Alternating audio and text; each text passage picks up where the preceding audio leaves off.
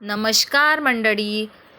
उपवास म्हटला की आलं साबुदाणा खिचडी भगर. त्याशिवाय आज आपण बनवणार आहोत बनाना ड्रायफ्रूट मिल्कशेक. प्यायलासुद्धा एकदम टेस्टी भारी असा लागतो आणि एकदम पौष्टिक असा रेसिपी आहे. पोट भरेल पण मन भरणार नाही अशा पद्धतीची ही बनाना मिल्कशेक रेसिपी आहे. तर घरी एकदा नक्की ट्राय करून बघा. आणि ज्यांना शुगर आहे ते सुद्धा ही बनाना मिल्कशेक पिऊ शकतात, कारण यामध्ये नाही आपण शुगरचा वापर केलेला आहे, नाही आपण गुळाचा वापर केलेला आहे. त्यामुळे शुगर आहे ते सुद्धा अगदी आवडीने पिऊ शकतात. तर चला आपण रेसिपीला सुरुवात करूया. मी गौरी होम किचन ब्लॉगमध्ये तुमचं एकदा मनपूर्वक स्वागत करते. तर त्यासाठी आपण घेतलेला आहे काजू, बदाम, मनुका, काळे मनुका, पिस्ता, खजूर घेतलेला आहे. खजूर घेतल्यामुळे आपल्याला यामध्ये साखर घालण्याची गरज नाही. आणि एक लहान इलायची बनाना घेतलेले आहेत. तर बघू शकता इथे. त्यानंतर आपण एक आपल्याला भांडं घ्यायचं आहे. त्यामध्ये आपल्याला सगळं ड्रायफ्रूट्स घालून घ्यायचे आहे. त्यानंतर आपण गॅसवर गरम दूध करायला ठेवलेलं होतं, ते सुद्धा त्यामध्ये ड्रायफ्रूटवर आपल्याला घालून घ्यायचं आहे. इथं मी फुल फॅट मिल्क घेतलेला आहे. त्यामध्ये आपल्याला गरम दूधच घालून घ्यायचं आहे. त्यामुळे आपले ड्रायफ्रूटसुद्धा एकदम लवकर सॉफ्ट होतील.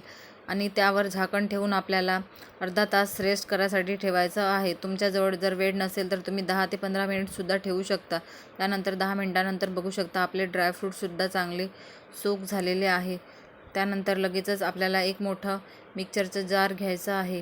त्यामध्ये आपल्याला हे सगळं मिश्रण घालून घ्यायचं आहे. तर बघू शकता इथे सगळं मिश्रण घालून घेतलेलं आहे. त्यानंतर 2 इलायची केळी घेतलेली आहे. ही इलायची एकदम गुणकारी आणि आपल्या शरीरासाठी पौष्टिक आहे. ही केळी जर तुम्हाला मिळाली नाही तर तुम्ही आपली साधी केळीसुद्धा यामध्ये यूज करू शकता. पण ह्या केळी आपल्या साध्या केळीपेक्षा गोड आणि खायलासुद्धा एकदम टेस्टी असते.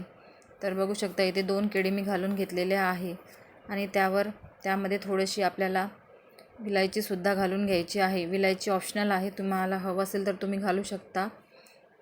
त्यानंतर त्यामध्ये आपल्याला थोडं पुन्हा दूध घालून घ्यायचं आहे आणि हे मिक्सर ग्राइंडरमध्ये बारीक करून घ्यायचं आहे. तर बघू शकता इथे आपलं बनाना मिल्कशेक एकदम पिण्यासाठी रेडी झालेला आहे.